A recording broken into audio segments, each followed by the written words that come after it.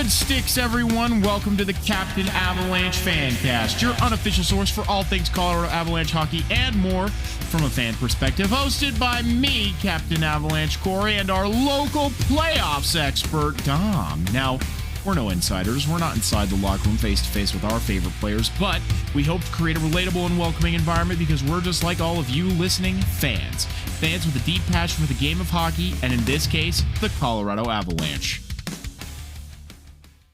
Well, Dom, we're here. The playoffs are officially in motion. No longer are we previewing the playoffs, but we're talking about them. And some teams have already played or are about to play up to 3 games. What are your initial takeaways so far? The refs suck. It has been but that's awful. Like all around every series, it doesn't seem to be favoring anybody, but it does seem to be favoring a lot of calls and poor calls. More calls than I feel like you see normally in playoffs, to be honest. yeah, more calls than we would typically see, and the quality of the calls is questionable at best. But realistically, I do think they're getting more wrong than they're getting right. They're overly officiating the games. I mean, it's playoff hockey. If there's a time to let these guys go, I mean, the cheap, like if they get the stick just up near the hands, they automatically call hooking, even if you don't have a hooking motion during the regular season. It's the playoffs. There should be a clear and obvious hook if you're going to call that. Like otherwise, if it's just the slightest touch, let it go. Let them play. These guys are going to hit each other super hard, and it's a great show. That's another thing I love is like playoff hockey being playoff hockey. That's another takeaway. The hits are here, and I am living for it. But yes. Like, if that's what we're gonna do, then let's not call the ticky tack bullshit, you know. And if guys are gonna go, let them go. Give them 5-minute fighting majors, but don't like interrupt them and give them each roughings. You know, let them get it out of their system.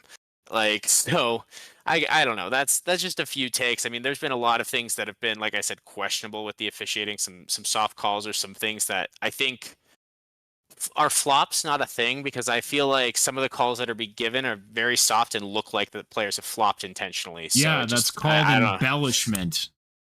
Yeah, I feel like and there's a penalty embellishment. For it. Yeah, I feel like I've not seen embellishment called once, and I can think of at least 6 different cases where if you're going to call anything, you should call embellishment, not the call that was given. Yeah, and really, to me, it just feels like the margin for what is and isn't something is a lot softer for some reason. Usually they talk about how in the playoffs, you know, they usually just let guys play.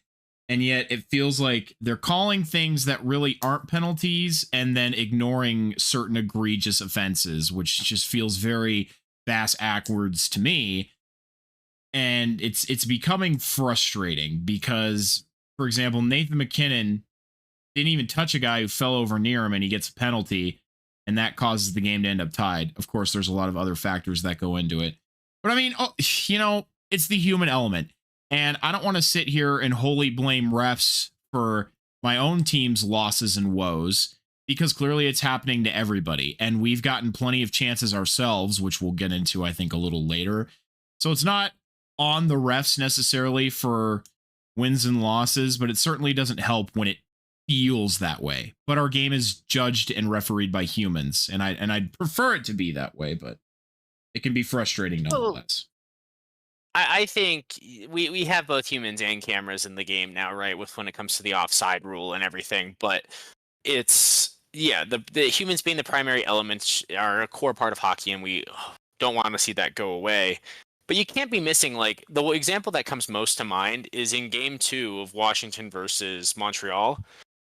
When Cole Caulfield is surrounded by 3 players and is, like, I don't know, within 3 feet of the net, and you're looking there because that's where the puck is, how do you miss him getting cross-checked to the face and having a bloody nose? Wasn't he cross-checked 3 times? He was cross-checked multiple times, but, like, the first one was, like, on the bridge of his nose and cut his nose. Like, I mean, you call it a cross-check, a high stick, whatever. That's a double minor. Nothing was called. Washington gets an empty netter.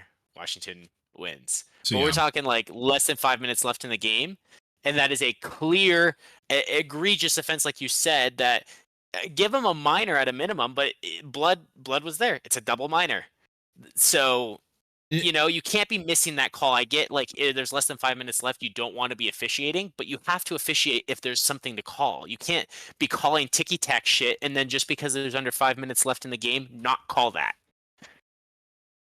and oh, excuse me.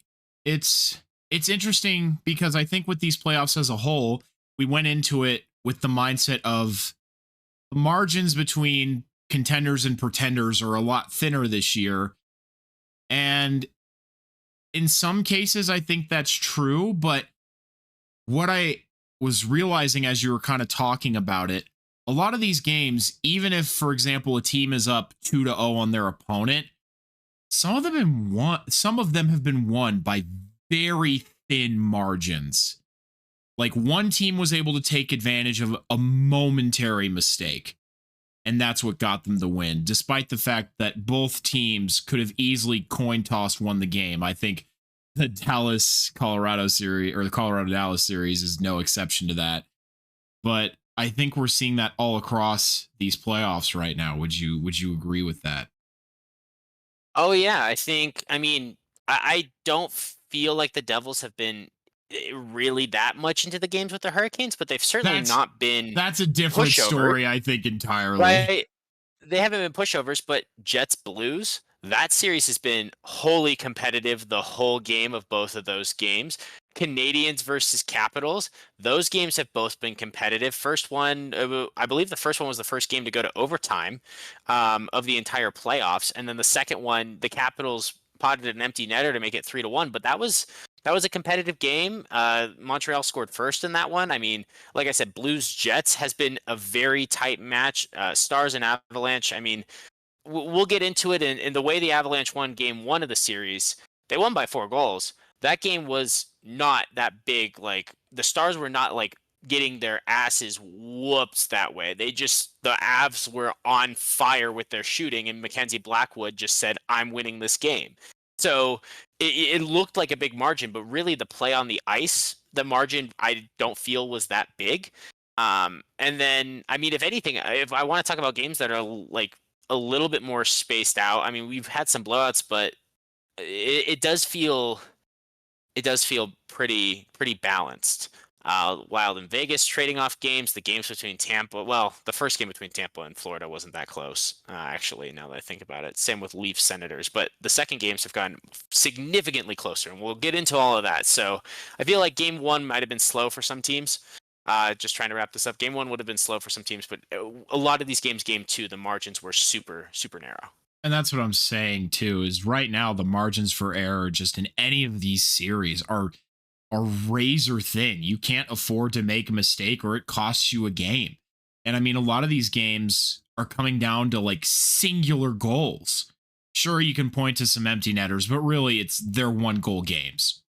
You could have gotten one here, or if you could have gotten one there, you could have tied it, or you could have taken the game. So it's all razor thin. Well, everybody, to let you know how we're going to be going here through the playoffs, I think we alluded to it a little bit, but I have notes, of course, for the Avalanche's first 3 games here. Well, technically first 2. I was at the third game, and I could not stomach to take any notes, and I'll tell you why. Definitely recall a lot of that experience. And then I have some general playoff notes. I know Dom has some general playoff notes, and I think we just anticipate that over time, as these playoffs continue to unfold, these episodes will become shorter and shorter, not because we don't love talking to all of you or talking to each other, but they'll just overall be less to talk about. And we don't want our episodes to end up like a shitty essay that you just stuff full of fluff. We want them to be genuine. We want them to be real, which is why, of course, while we do have our notes, we're just using them to kind of structure our talking points, but not necessarily as a whole guidance to our episodes. Or actually, no, they're here to help guide our episodes. But yeah, what am I trying to say here, Dom?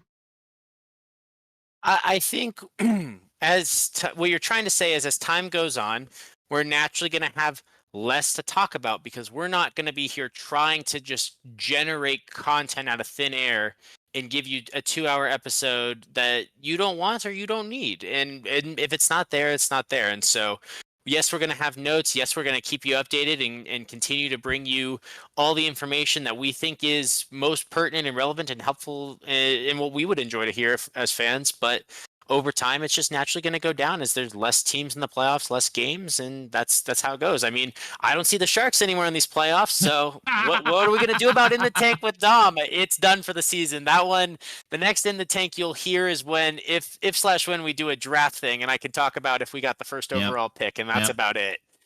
Well, all And the way in September. sometime during maybe sometime with the off season and everything, if there's some big moves and the Avalanche and the Sharks are both active in like the off season like free agent market, we could do like a short half-hour episode and give you a little bit of the news. But we're coming into the off season. We're at the end of the year. Things are just going to die down naturally, and we're not going to try to fight that or resist that and give you guys something bad to listen to just to give you something to listen to. Exactly. Thank you, Dom.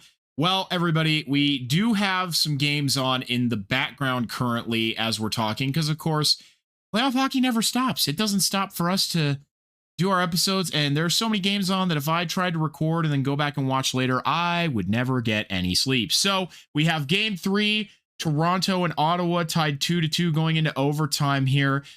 Dom, I'd say that this is a must-win for Ottawa. Oh, certainly. I mean, Ottawa is one of those teams that game 1, the Leafs definitely opened up the gap, but I really thought Ottawa could have won game 2 in Toronto. I don't necessarily feel like they should have, but the last, 11 minutes of the third period, the Leafs didn't even have a shot on goal. So it really felt like the Senators were going to be able to get a win there. If they lose here at home and go down 3-0, statistically, yeah. There's been 5 teams in history that have come back from a 3-0 deficit in the first round or something? In the first round, I think there's only been 1. Oh, please don't tell me, because I know that one was against the Sharks, I feel like. I think it's 4 in history. Come back from a 3-0 series deficit in the NHL. Okay. Let's look. Yep, 4 teams have only ever done it, and it was against the Sharks. You are correct. It was the 2014 Los Angeles Kings in the first round was the only one. You are correct. Fuck. I knew it. I didn't want it to be true. Interestingly enough, looking at these comebacks, none of them have ever been in a conference final. They've only ever been in the first, second, or Stanley Cup final. And that Stanley Cup final came outside of the... Oh, my God. Oh, my God. It looks like Ottawa's got to try to be part of the 2% in history now. That is insane. Overall, in this series, I have to say, I was very surprised that Toronto has just looked calm, and their anxiety from former playoffs of the past are just non-existent. This team has some insane swagger, and I knew I was high on them for a reason, and I didn't pick them to go further in my bracket. Fuck! I should have! Dom, you convinced me. You should have. You fool! What have you done, Dom? My bracket is just like, those of you who actually made them and can see it, it was, or if follow us on Instagram and you saw it there. Oh, who's pretty fucking bad right now. I took Ottawa. No way! Oh my goodness, from the blue line off the face-off. That is ridiculous. Oh, he didn't see it. He didn't see it until it was past him. That screen, there was like 5 bodies in front of him. Yep, he didn't see a damn thing. And Stolarz has been absolutely stellar. And Ottawa's been out shooting Toronto every game. Toronto just this year is much more defensive minded, I think, thanks to Craig Berube's system. I think this team's got a real shot. You all know that I was high on Toronto and that I wanted to pick them. I was swayed the other way, but you all know it was here. So don't forget what I fucking said. Nobody forget this. Oh, yeah, next year you got to do whatever the opposite of what I do in the East. Because remember, I tried to predict the East, and every time I said which teams are going to make the wild card, they fell out and were suddenly like in 5th place outside of the wild card. So, like, you know what? Guys, I resign. I don't fucking know the East for shit. I can't pick it. Like, I got you in the West, but god damn it, like, I mean, and we'll get to Tampa Bay, but can you believe? They're the first team to get shut out this year in the playoffs. Tampa Bay at home. Like, yeah, what? That series is insane to me because Florida's kind of making it look a little easier than I feel like they should be. Like it should not be looking. It should not be looking this good for Florida. Truly. Well, and the game tonight was definitely far, far closer. I mean, yeah, there was an empty netter, but it was a 1-goal game for the majority of the game. Yeah, and I mean, Tampa had their chances. They still had less than 20 shots on goal, though. Like, I don't know what happened to Tampa's offense. What sucks for Tampa now, going back to Sunrise, is Florida now only gets better with the return of Aaron Ekblad. And I don't know if they're getting any other reinforcements, although Barkov was hurt late in the game tonight and did not return. So we'll see if he ends up out missing massive amounts of time, or if he manages to come back in game 3. Yeah, why was I just so well, I don't know. I was gonna say I let myself get blinded. I just kind of assumed, like, I honestly assumed, like you did, that when Tkachuk came back, it was not going to be the same. That Florida just did not feel like the last few years. Yeah, he's been insanely good. I picked the wrong Tkachuk brother. I bet on Ottawa. Ottawa's like, they're in these games down 3-0. I don't bet on fucking Matthew, and now he's up 2-0. So what do I know, guys? Just don't take my word for anything. Here's the whole thing: is if I made a bracket based on who I wanted to win, based on who I thought would win, it would be mildly different bracket. In fact, let's do this little exercise right now, right? Let's go to nhl.com/bracket. Let's go look at our brackets here. Get out of my face. Brackets. There it is. So looking at this bracket right now. So in the West, we'll start in the West here. Not who you think would win, Dom, who you would want to win. If I had to pick between the Jets and St. Louis, boy, I genuinely dislike both of these teams with a passion.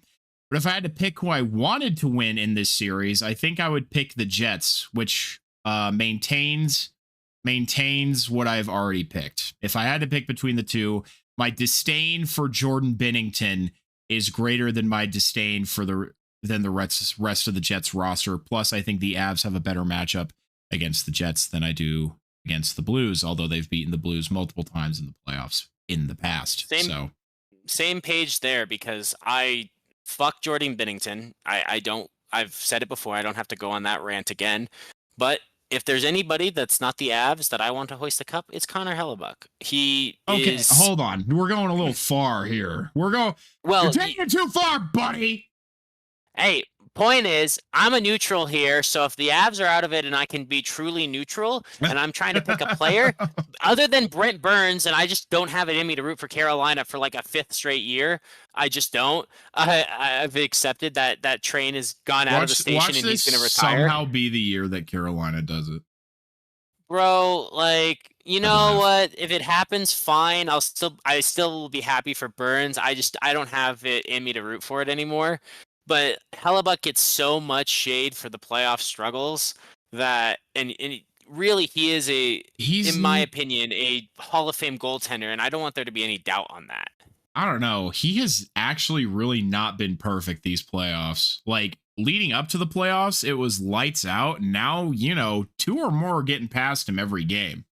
He's not, and that's what happens every year, and that's why I want him to. It's very interesting. Obviously, the team in front of him is doing fine, and I think the Blues are less than what the Avs were last year. But we'll see. You know what? I'm going to save this thought. We'll get into it here in a second. Obviously, Dallas, Colorado. You don't even got to ask me. Everybody knows who I want to win there. Like, Yep, same here.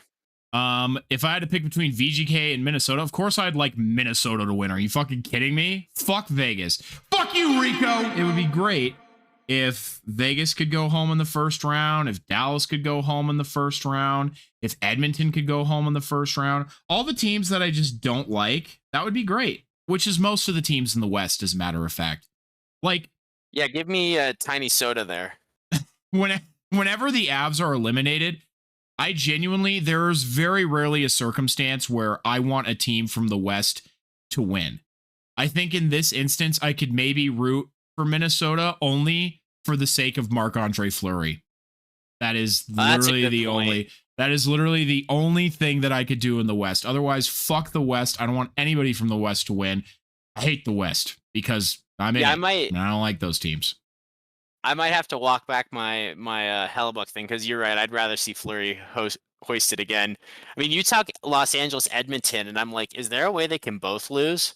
Like, do I have to pick McDingle and his band of annoying Canadians and a German, or do I have to pick the rival in LA who we just talked about coming back from a 3-0 hole against the 50-plus win Sharks in 2014 just to fucking ruin my childhood a little bit? Like, I'm on one tonight. I don't normally curse this much, guys, but this is getting me angry. I'm just here suffering, and Corey's right. I don't know what I would do. So something happened on I believe it was the Toronto broadcast, or it was the national broadcast. And they were talking about how a player was set up in the quote Zach Hyman position on the side of the net, ready to tap it. I was like, why the fuck do we have to name it after someone on the fucking Oilers? Fuck that. There are numerous players who I can think of who sit in that exact same spot. Like, notably, Connor Garland sits in that spot. Mikko Rantanen sits in that spot. There are tons of players who sit, like, to the side of the net, ready to tap in a goal, backdoor on the goaltender. It is not a move that should be named after fucking Zach Hyman. Like, the reason Gretzky's office is named Gretzky's office is because he's set up a bunch of assists from that spot. And the reason Ovi's office is called Ovi's office is because he scored the most goals in fucking history from that spot.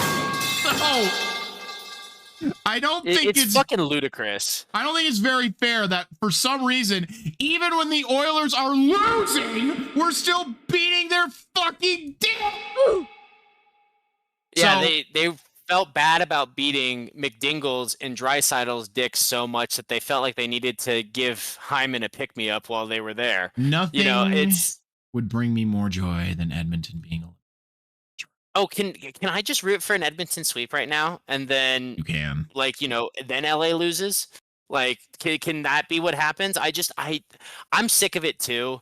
And the disrespect to the guys who deserve to have something called in office. If you are the Oilers home broadcast and you are on a home game, I don't give a fuck. That's Blaze fine. the shit out of them. That's what you're there to do. It's fine. But if you're a national fucking broadcast, and they're like Zach Hyman, I was like, huh?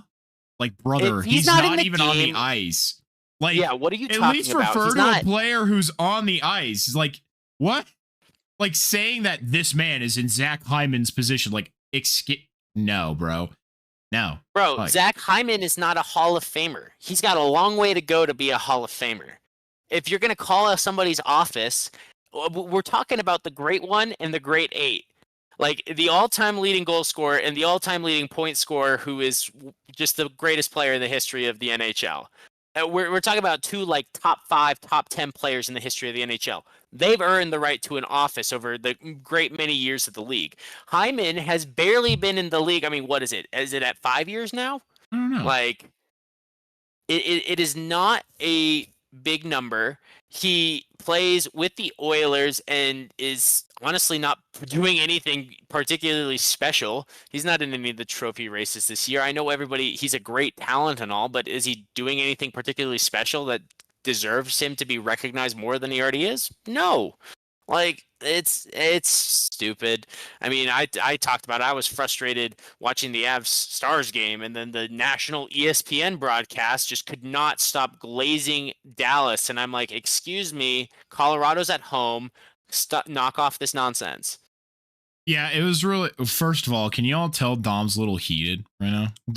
Dom's got some fire in his belly, and his teams aren't even playing. Look at that. Y'all haven't seen this before, but I'm actually like, this is the playoffs. I am invested. Like the Sharks, it was the regular season. We already knew what was going to happen. It was a foregone conclusion.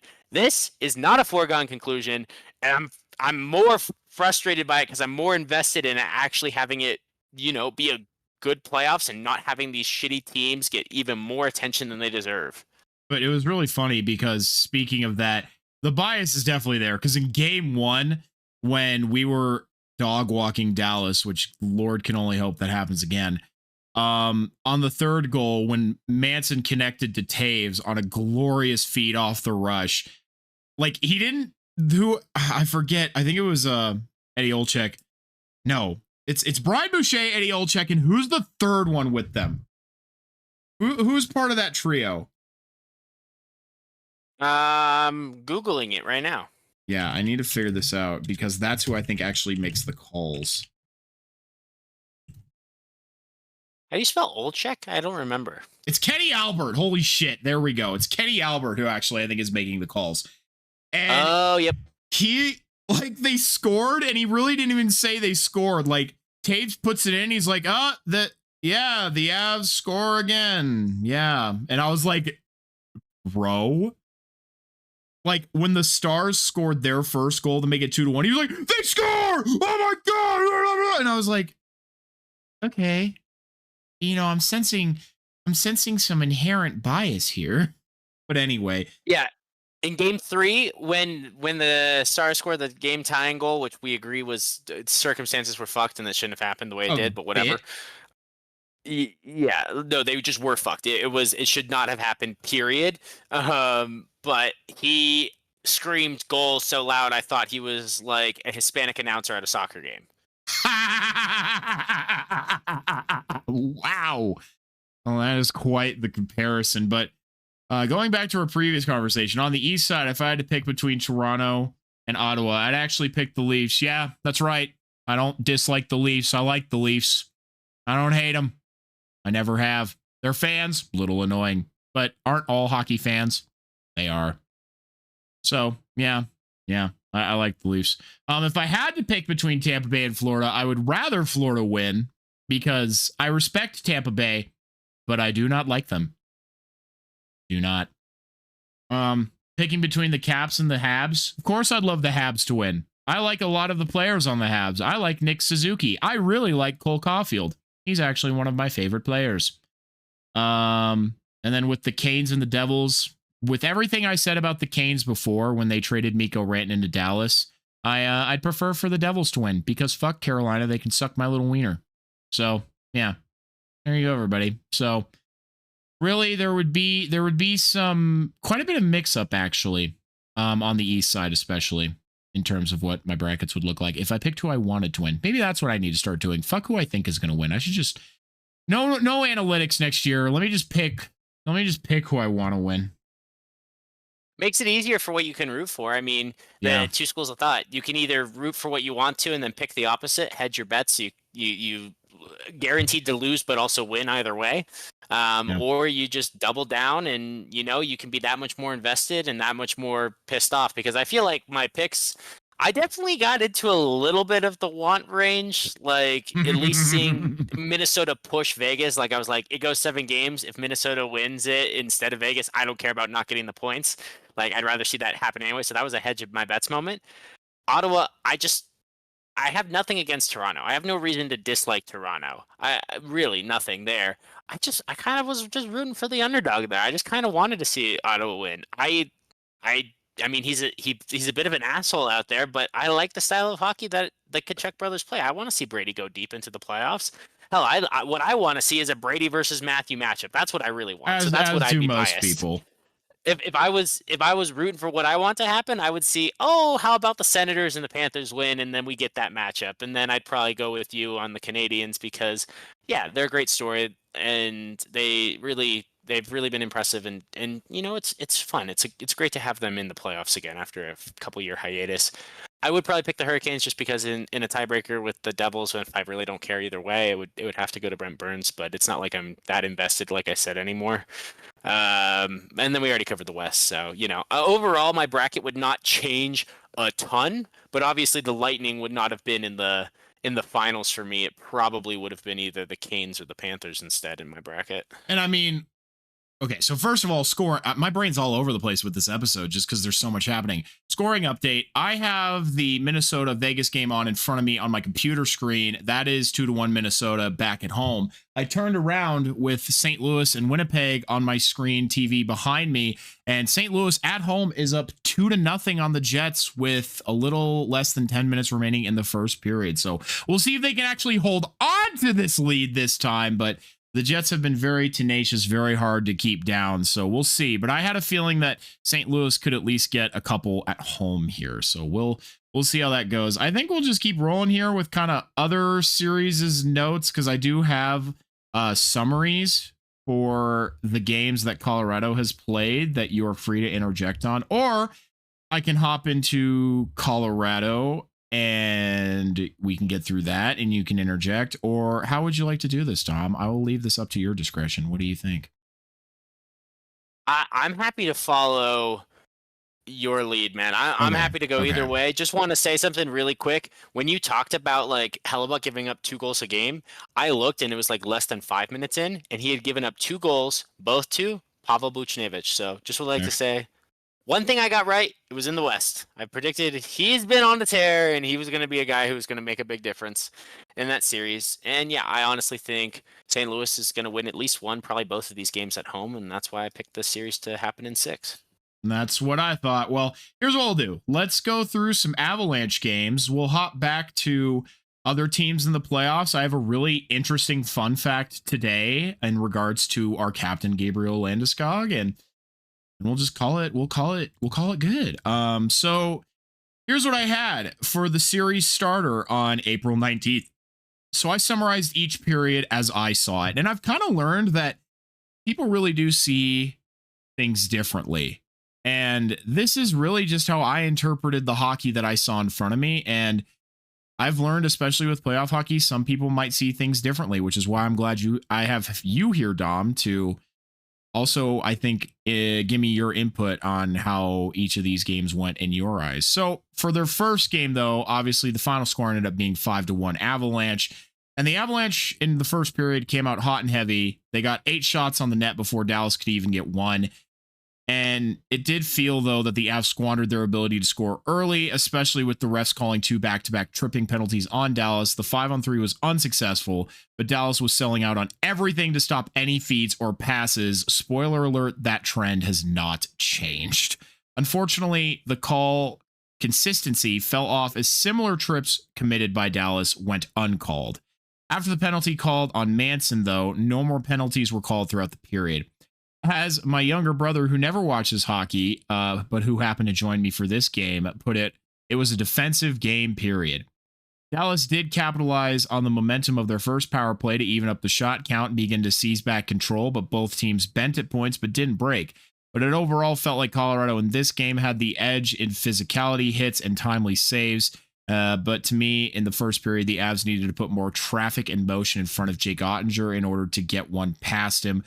Blackwood looked amazing out there for it being his first playoff game, and he had a save during Dallas's power play that I was certain was going to be a goal, but he tracked the puck and made consecutive saves.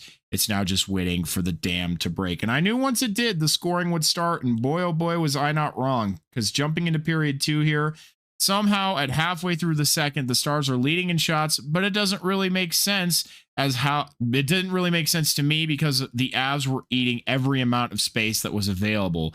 They had an utterly devastating penalty kill, and when the puck got through, Mackenzie Blackwood made it across and made several saves with the maw of the net yawning wide open. The Stars in this period may have led in shots, but the Avs led in the score. Arturi Lehkonen gets hauled down after a shot, and the puck goes off his foot and behind Otter for the Avs' first of the game. This was such a funny goal because some people online were very salty about it and were trying to call it an intentional kicking motion. I genuinely don't know how you could even make that assumption, considering the fact that Arturi Lehkonen was hauled down to the ice. He was held and dragged down to the ice. The puck just happened to go off his foot as his feet were flung in the air. I don't know how else to put it. Like, they even reviewed it for no reason, but Dom, did you see this goal?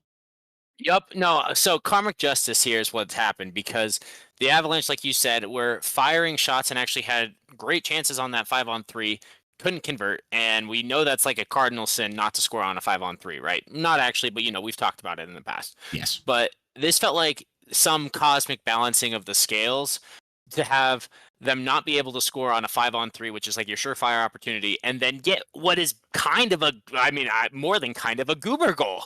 Man is getting shoved to the ice, You're right. falling backwards, so as his upper body's going down, his lower body comes up because otherwise something's gonna break, and so that's what the human body does.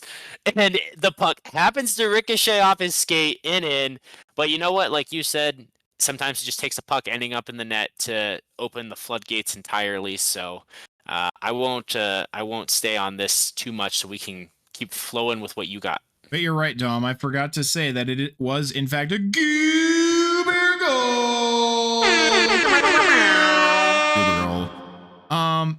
And you could say that it's lucky, and of course it was, but you have to be good to be lucky, and you have to be in the right places to create that luck. And obviously, the Avalanche made the play to actually get the puck there in the first place. It was crazy that obviously it kicked off of Arturi's foot and ended up behind Ottinger, but that's just the way it falls sometimes. But after this, the Avs were fighting hard for everything, and they were earning it. And when all else failed, Blackwood was there. Bodies were flying everywhere, though, as both teams were just laying the body. But it's everyone, even Netchus, who isn't particularly known for throwing hits, and who led the team in hits that game at 4. McKinnon, also, I'd like to note, has 114 points in 88 playoff games. Now, the Avs weren't able to capitalize on the 5-on-3 during their double minor, and credit to Ottinger, who's been very sharp, but was the victim of the gooberiest goal I've truly ever seen. Well, listen, really quickly there, you said something about making your own luck and involving talent. Yeah. I mean, my dad has a saying, it's better to be lucky than good. And while I generally don't think that's a good rule to live by, I mean, there's no better way to describe the Stars' success. I mean, they've led for less than 90 seconds in all the games combined this entire series. And yet somehow, to like snowball's chance in hell, are leading the series. Like, I mean, we're going to talk about fucking luck. Like, what the fuck is that where the Avs have led like the vast majority, like out. We'll get to it. I'm sorry. No, it's okay. It fits with that narrative right now. I do actually want to somewhat speak in the Stars' favor on that regard. So we'll come back to that point. But period 3 of game 1, Manson was out there taking lives. Some of the biggest hits I have ever seen thrown. I guess for some reason, certain things weren't registered as a hit because he was literally out there murdering people. Unfortunately, though, he cross-checked Mason Marchment, who, as usual, does an S-tier acting job selling like it hit him in the face when Manson actually hit him in the chest, which gave the Stars a free power play.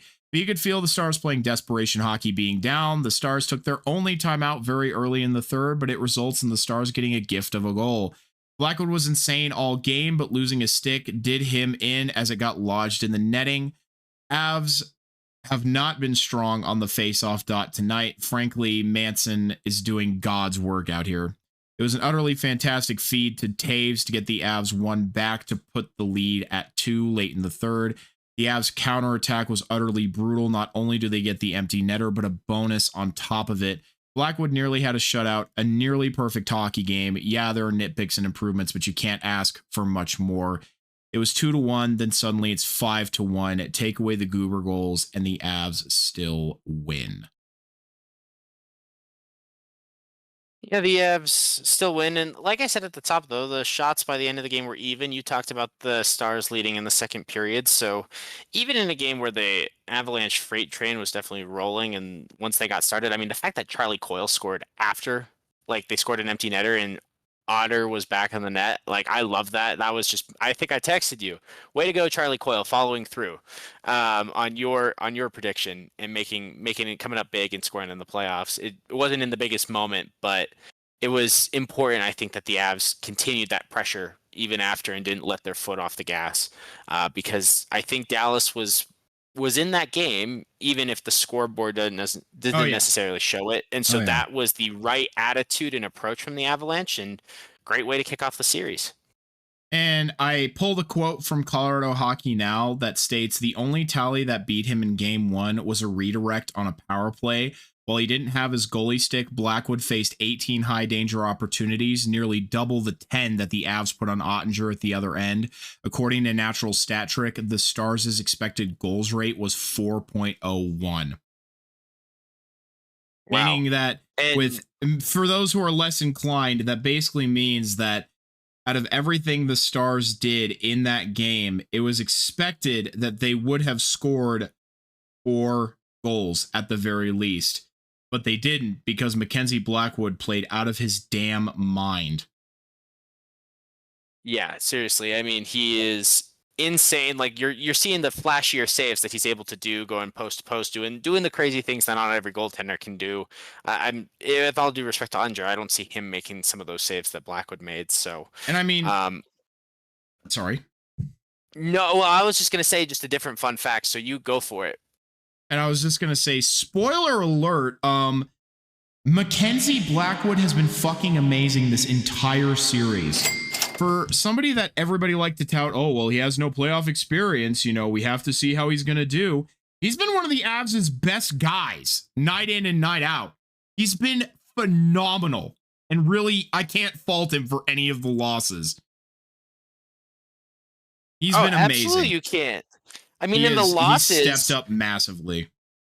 Like in the losses, I think he has something like still like a 917 or something save percentage in the losses.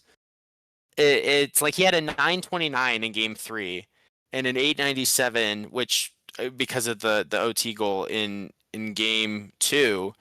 But I mean, I think his average overall is above 900 in the losses. Even he's been playing stellar. I'm not even surprised. I told y'all. If anybody, if you heard it anywhere first, you heard it from us because I've been hyping up Mackenzie Blackwood before he was even traded to the Avs.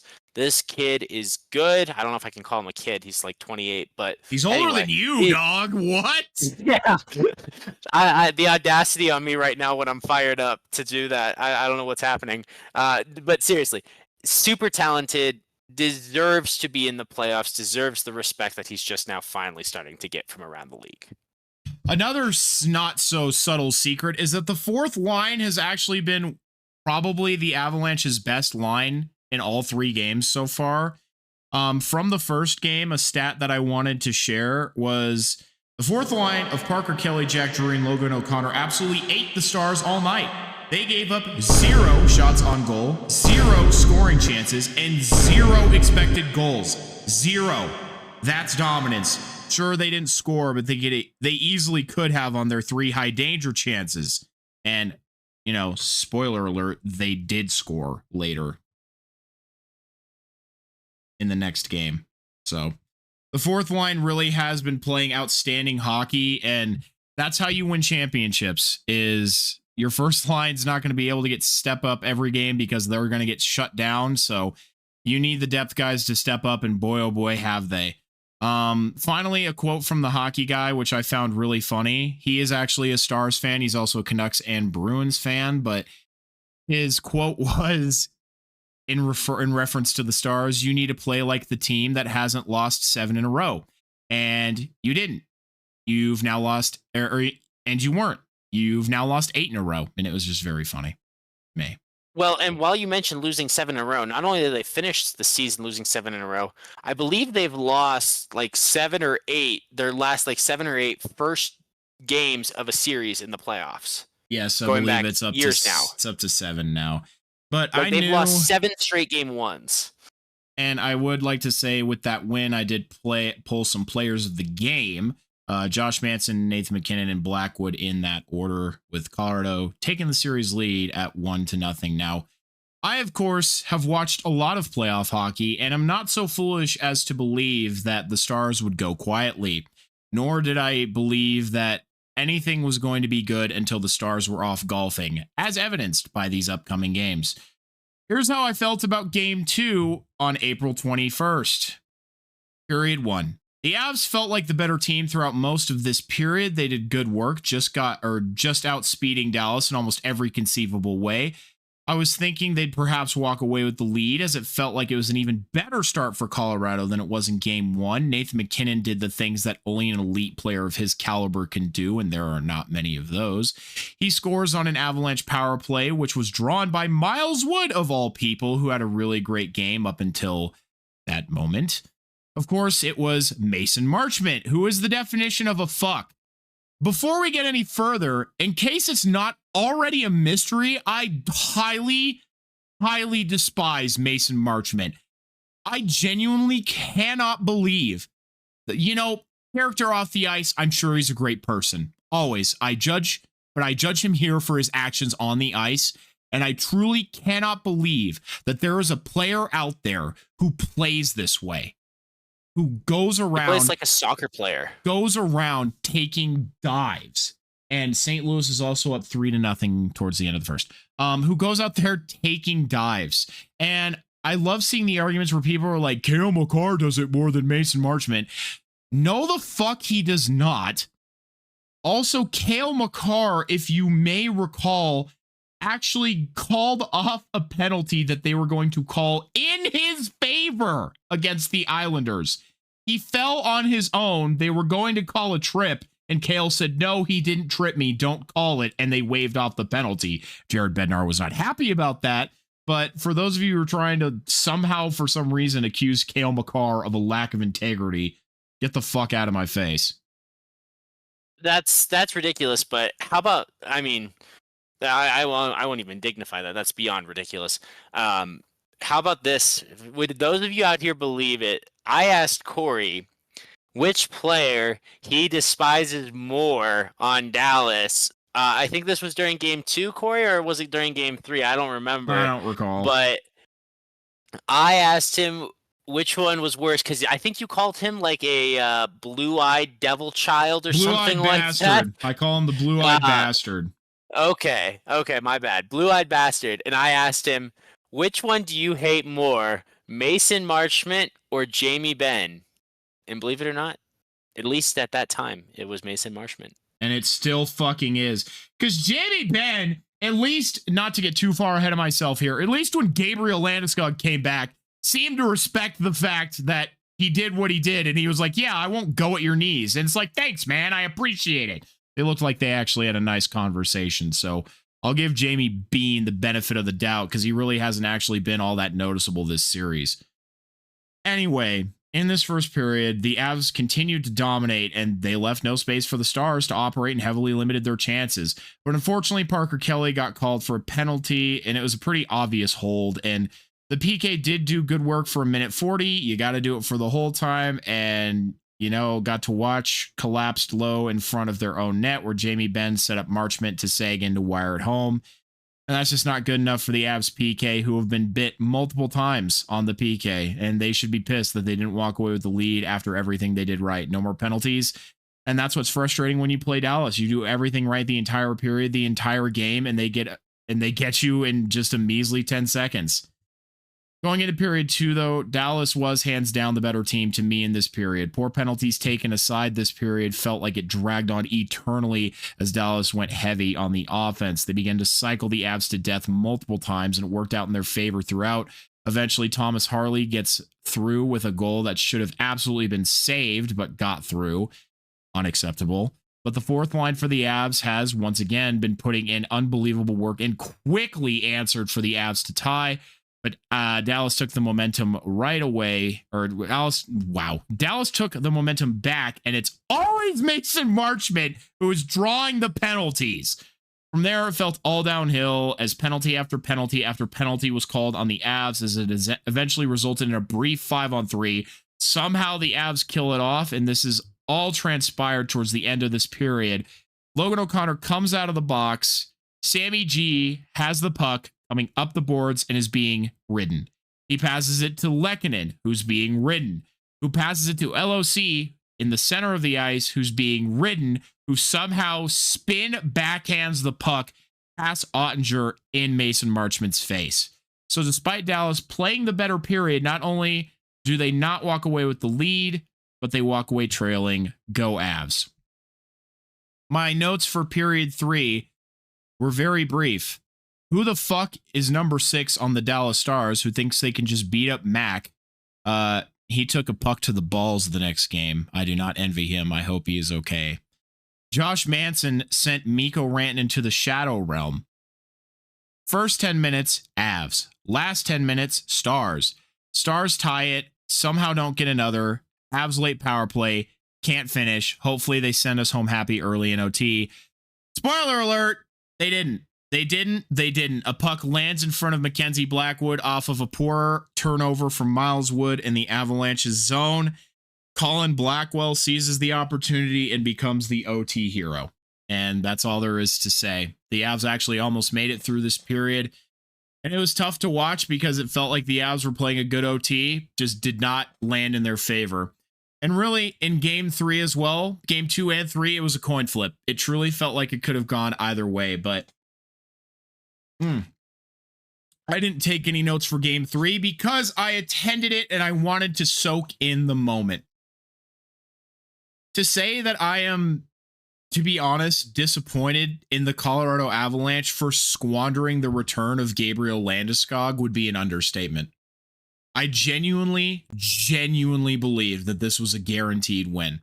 Not to any fault of Dallas, honestly, but because I thought the emotional boost of getting back a guy who has been absent for 3 years and has done everything in his power to come back to play hockey, not only for us as fans, but for his children, for his team. I cannot believe that the Avalanche allowed that game to slip through their fingers and to lose it. Yes, was there a poor call at the end of the third period, just like in game 2 that allowed Dallas to tie it late? Sure. But the Avs' penalty kill has been great. But multiple times the Avs have been bitten on the power play that allows Dallas to tie the game, especially late when they are playing desperation hockey. They're just not closing it out. And to me, it just felt like for this game, Colorado got lost in the emotion of the moment. And I was on the end of the ice to watch that puck go past Mackenzie Blackwood in OT. It was fucking devastating. And it frankly reminded me just how volatile hockey fans are. I love you all. I am part of this community with you. And I'm with you that I was also emotionally upset, of course, because I want my team to win the same as the rest of you. But to see grown-ass adults acting like toddlers on the way out of this arena made the experience all the more painful. Like, some of the things people said made me want to turn around and throw a fist in their face. I never would, obviously. But it was unbelievable, the lack of maturity that was held from anyone. I don't care how many beers you've had. It was fucking ridiculous. And it's so funny to me because, you know, we could come out and win the next 3 games and take the series and then be like, yeah, I knew it all along. I never had any doubt, blah, blah, blah, blah, blah. When only a few nights ago, I'm hearing people say, oh, they deserve to lose. I can't believe they fucking did that. Blah, blah, blah, blah, blah, blah, blah, blah. Dom, your thoughts? Well, I mean, we all get emotional. I got a little heated at my point tonight, but you know, there's emotion's always going to be a part of it. There's still a right way to act and a wrong way. Emotion is not inherently a bad thing. Being a toddler as a grown adult, I think we can say without any debate is not an acceptable thing, not a good thing, not something anyone wants to see or be associated with in any way. I think Sure. The Avs had what I think it was back-to-back power plays they gave Dallas, and they killed off the first one, and then the second one was definitely bullshit. And it just felt, I mean, the way that they scored so quickly on it, it did not feel good. It felt almost like it was forced, like it was gifted to Dallas, and really changed like the whole pace of the game. But no matter what, the Avs only put one goal in the net. When we talked about thinking that this game would be like an inevitable win, I thought it was too. I mean, I thought the Avalanche were going to drop something 4 or 5 goals on Dallas's ass. That's what I thought. I thought this game, really, I thought this game was going to be the scoring game one.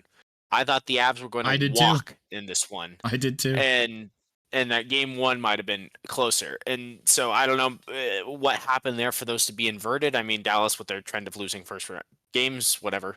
But you know, yeah, that call was untimely. It was not a great call, but the Avalanche still did not put the puck in the net nearly enough.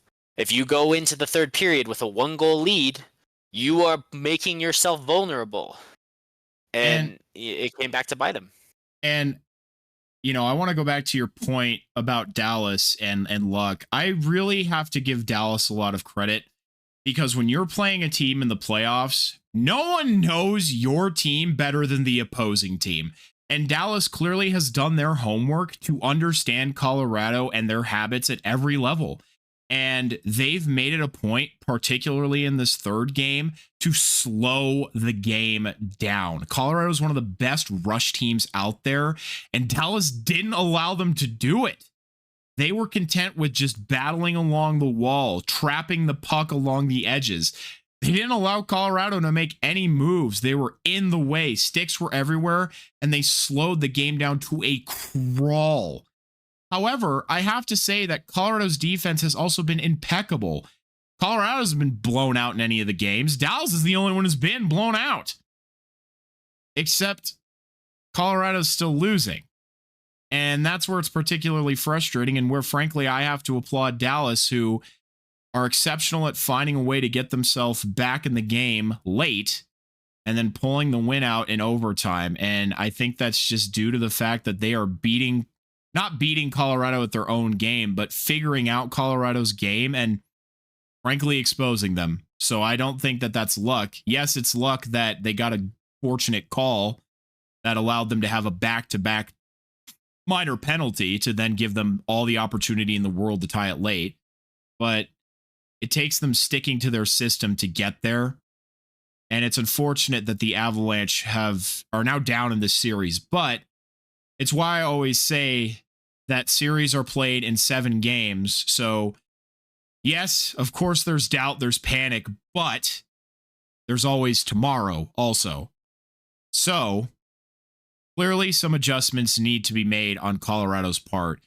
And it starts with perhaps some reevaluation of their lines. They're getting production from some of the lower lines, but not as much actually from the top 6. So there was some readjustment for this game, but perhaps there needs to be more.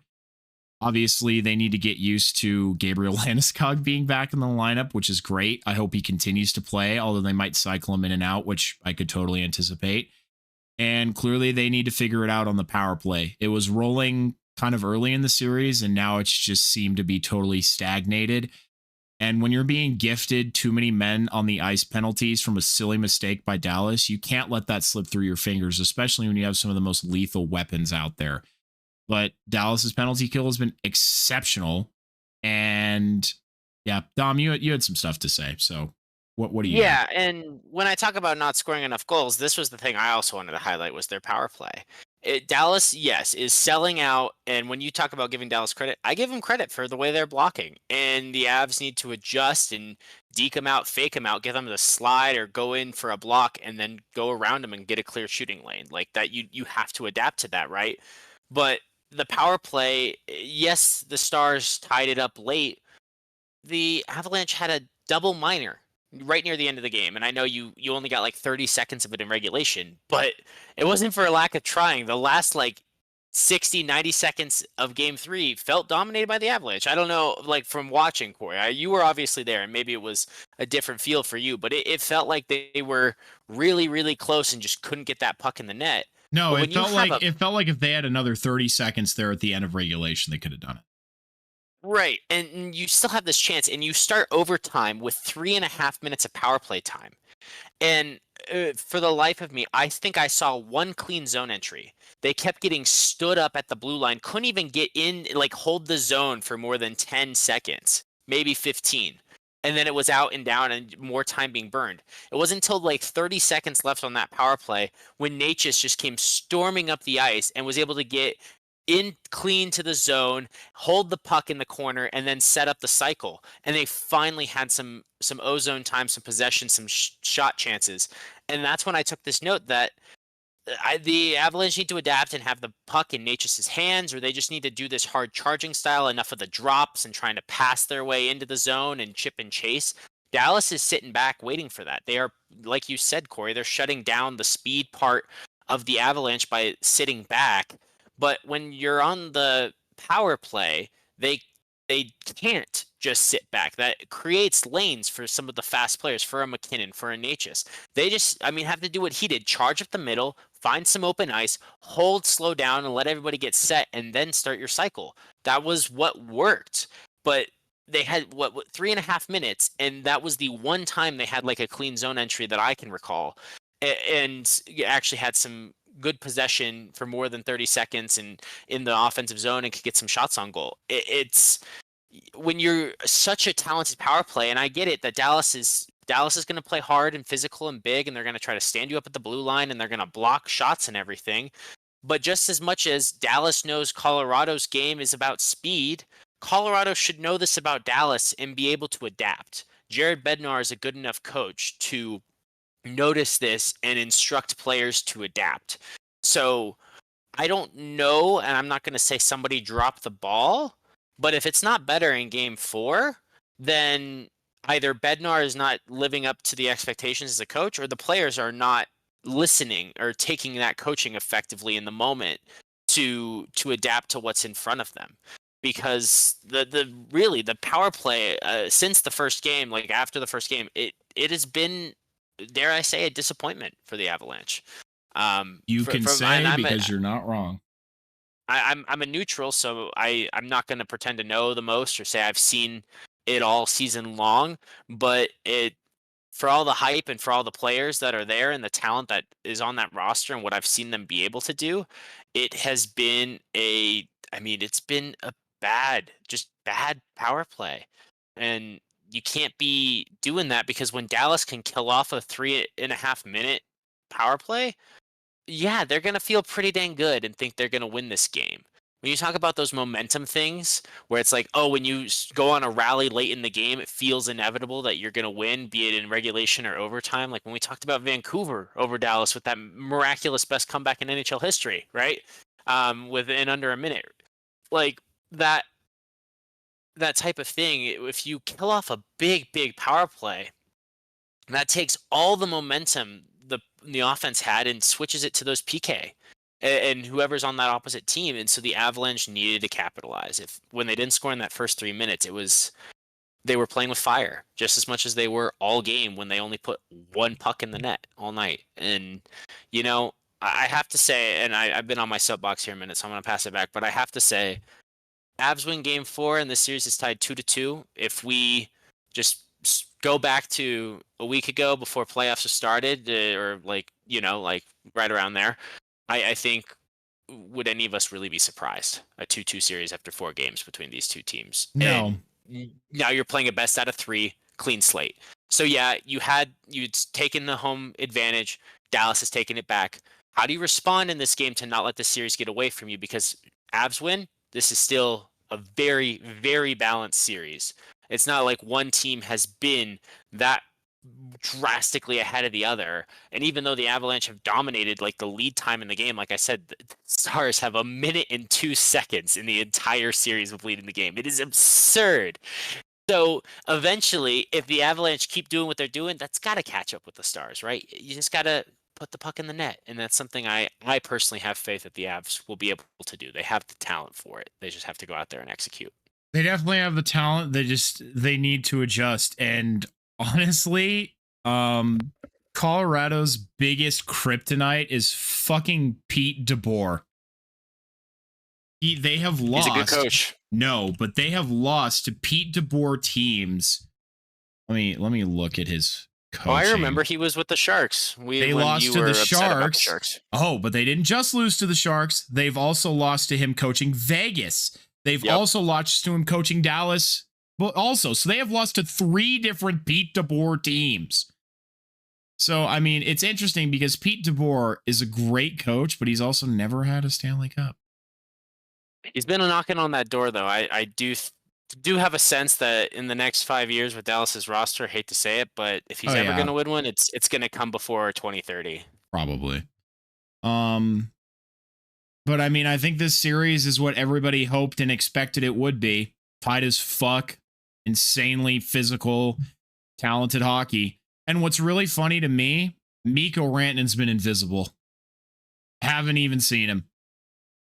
Other than when he gets got hit. his first. You got his first point on the overtime game winner, but he wasn't like, it was just what set up the play, I guess, just by, in the neutral zone. He wasn't like actively in the offensive zone with what happened there for what ultimately resulted in Sagan's goal. That was his first point of the entire series. He's being outscored by every single other player on the Carolina Hurricanes and on the Dallas Stars and on the Colorado Avalanche. Every single other player that was involved in that trade has at least a point, but most of them have 2. And Rantanen's sitting at 1 after 3 games.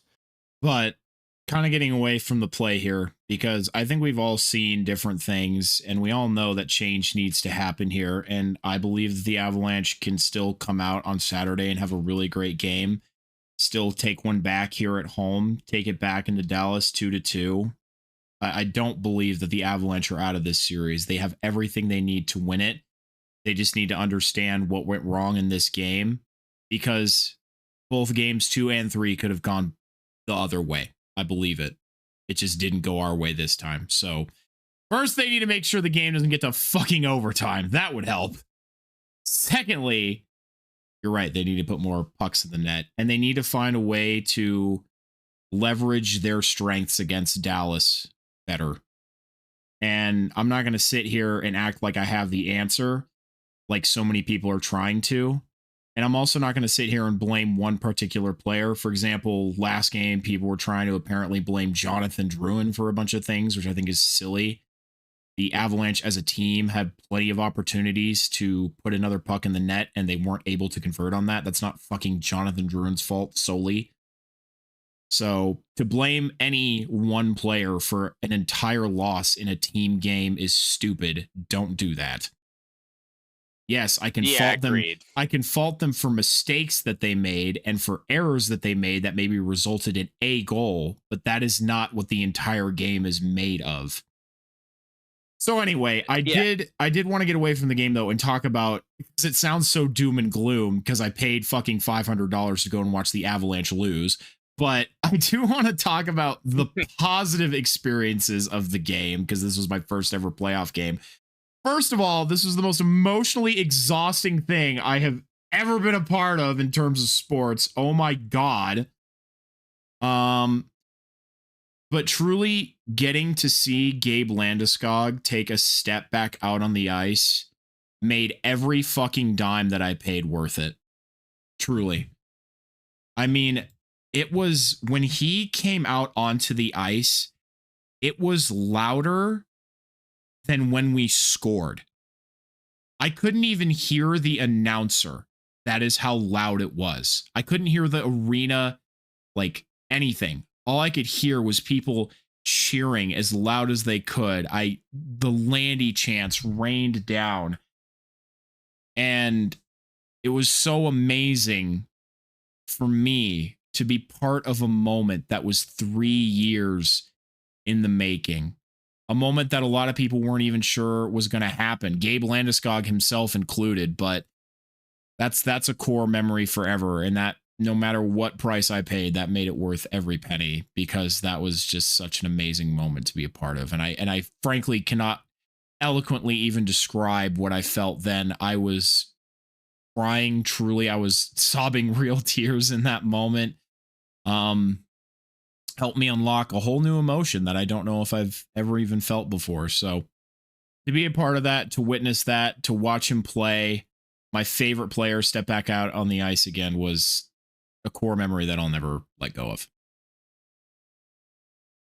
Yeah, I'm so happy you finally had that experience, and I'm happy that it was your home team to be able to see that. I know the loss was extremely painful, but I really am so happy for you, and still a little bit jealous that I wasn't there with you, regardless of the outcome, because just to be in a playoff game and in that atmosphere, no win, no Landy, I think is still insane. So to have that, I mean, watching, like, I would refuse to miss a minute of the coverage when with all the pregame stuff. It was really just breathtaking to watch and hear the sound of that arena. I Yeah, can only imagine how it was I like to was be going to there. say, whatever you heard on TV, amplify that by like 20. I'm not even kidding. It was so Yeah. loud. So yeah, it is. It was. Oh, I can only imagine, honestly. You can say it, and I know no matter what words you would use to describe, it still had to be even that much more intense and breathtaking, and I mean life altering in a sense. To, like you said, the emotional strain and drain maybe is better from just being in that environment. I imagine you slept very, very well after that game. Didn't sleep well because of the loss and everything people were saying. I was not thrilled with Avalanche fans after that Fair. game. Everybody needs to do better, not going to lie. Um, but I did sleep well because my energy was gone. I laid my head down on my pillow and I was dead to the world. So that was it after that. Yeah, and I Um, think that's more of what I was referring to. yes, you're very right. And I can't lie, man. Gabriel Landeskog looked good out there. He was laying the fucking boom on some guys, and I mean, he was playing some really good defensive hockey. I was pretty impressed. He was falling right back into the role that I think he had always had as a player, and really, he did exactly what you'd expect him to do. I think all my worries of, ooh, don't hurt yourself, went away when I saw him literally throw his entire body through two different Dallas Stars players. So I think he's How feeling about pretty good.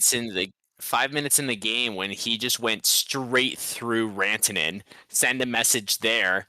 Also, if we're gonna talk about laying the boom, how about that hit by Kivi Yeah. Ranta? I texted you, and just watching it, I wish I could have been there just for that hit, because he destroyed. And same guy, number 6 for Dallas, you were talking about. And Yep. then what? 30 seconds later, he takes a shot to the To the groin. balls. I was like, oh. I mean, that guy, I looked it up. It's like Bishel, I think. Yeah. He's a 20-year-old. He's one of their He's younger 6'7", and Kiwi Ronta's like 5'4", and he just put him on his ass. It was awesome. I mean, he put him on his ass, but he took his feet out from under him entirely. Like, it's been the first time in a while since I've seen a guy like go completely airborne from a clean hit. So yeah, like I said, there's a lot of things that the Avalanche are doing really well that we should be very happy with. But last night, passes were not connecting, plays were not being made. Everything just looked off. It felt off. And it was very, very frustrating to watch. What's funny is the ball sacrifice has not had any shortage. I have a note here that Marcus Foligno also took a post right in the balls. I believe that was from Vegas, Minnesota game 1. So yeah, lots of balls being sacrificed here in the NHL playoffs. Yeah, you guys, we talk about all the injuries these guys are willing to endure. They will sacrifice the chance to have children, or maybe they're doing it because they already have children and they don't want any more. Who do we know? How are we to know? But they will do anything and everything to get to that cup.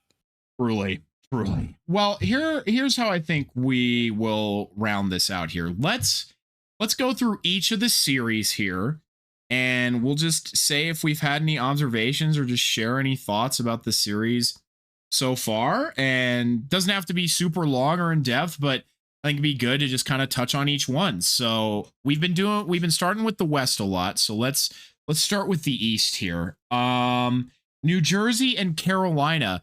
My overall assessment of this series, and my notes are there to back this up. Carolina has been swallowing New Jersey. I mean, New Jersey did better in game 2, I will certainly say. But when you get a shorty scored on you in the playoffs, that is not great. And New Jersey just looks plain and simple outmatched right now by Carolina. And, I think this team still has the power to win a game.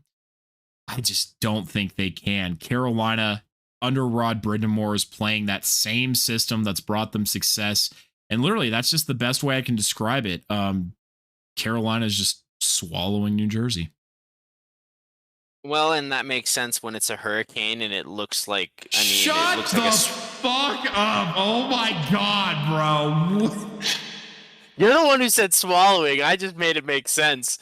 Can we just say, I get it. New Jersey earned their playoff spot a while ago, but with the injuries, wouldn't we all have been better off? Like if the surging Columbus Blue Jackets, who finished the season winning 6 straight and only finished 2 points adrift of New Jersey, they finished only 2 points behind the Devils.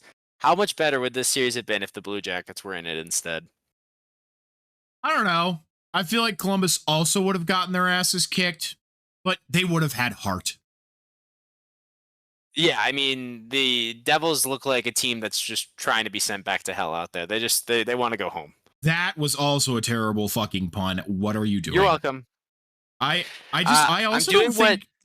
Oh, yeah. I was just saying, I'm doing what you brought me onto this podcast to do.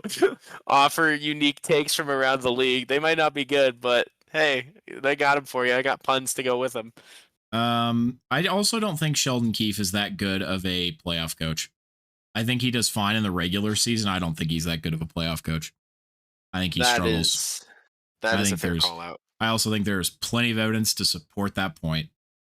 Anyway. Yeah, I won't disagree with you on that one. Anything else you'd like to note here on that series, Dom? I mean, we'll see how Game 3 goes. If New Jersey loses Game 3, it's a sweep. If New Jersey wins Game 3, it's a gentleman's sweep. And either way, it's what we predicted. So status quo for this one. Yeah, that series is pretty much the only one that is going almost exactly how I thought it was going to go. So go me. I got one right. Woo! Yeah, seriously. But I'll go ahead and have you kick us off for this next one, since I think you've caught a little bit more than I have. Washington and Montreal. So Capitals at home, and they did win both home games and are up 2-0. This is a very different 2-0 than what we're talking about with Carolina over New Jersey. Yes. The Canadians could have and maybe should have. I think that's a bit more subjective. Won game 1. They were, like I said, the first game to go into overtime in the entire playoffs. I believe it was the only game 1 to go to overtime for any of the series in the playoffs. Sorry to interrupt you, Dom. Minnesota has just gotten a last-second power play goal at the end of the second period to go up 4-1 on Vegas. Oh, we love to see that. We love to see that. We'd love to see Minnesota take a lead in this series. That would be phenomenal. So, you know what? Go Wild. Anyways, please carry on your thought there. My thought. Right.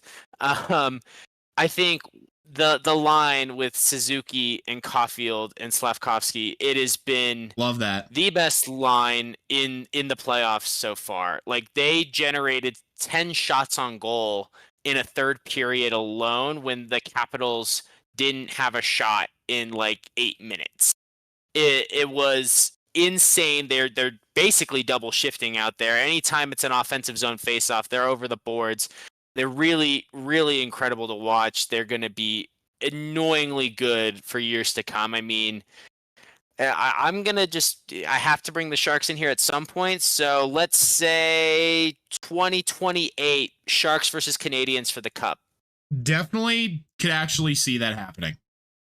So, like, I mean, with the talent they both have, yeah, the Canadians are in the playoffs right now, so they're ahead in their rebuild. But the East is always a shit show. So who knows when it comes to that one? But yeah, that seems like a very real possibility, and they've been going toe to toe with the Caps the whole time. Honestly, they could have just as easily won Game 1, and I know the Capitals got an empty netter, and it was right at the end of the game, and so they were already up 2-1 and everything. But I genuinely think the Canadians could have won this game too. They scored first in the second. It was Christian Dvorak. But the problem was is that within another 3 minutes, they had, or like 3.5 minutes, they had allowed the Capitals to score twice.